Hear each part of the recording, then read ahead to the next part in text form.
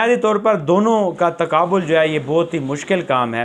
एक तरफ इमरान खान साहब का जो दौर इक़्तिदार था उसमें ज़ाहिर है कि उस वक्त जो है वो महंगाई भी थी, उसके साथ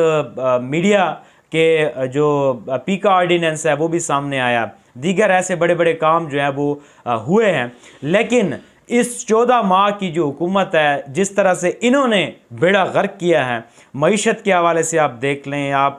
दीगर कवानीन के हवाले से देख लें, आप मीडिया के ख़िलाफ़ जिस तरह से विक्टिमाइजेशन की गई, पॉलिटिकल पार्टियों के ख़िलाफ़ जिस तरह से विक्टिमाइजेशन की गई, तो ये उसके उशरे अशीर भी नहीं है। इमरान खान साहब का दौर इक़्तिदार जो था उसमें ज़ाहिर है कि एक बड़े मसाइल से जो है वो पाकिस्तान गुजरा था और बहुत सारे ऐसे तरक्याती काम प्रोजेक्ट थे जो कि उस वक्त जो है इमरान खान साहब के हाथों से हुए और उनकी गवर्नमेंट ने इसको बढ़ चढ़ कर उसमें हिस्सा लिया। PDM हुकूमत जो कि आई ही मईशत को दुरुस्त करने थी, जो कि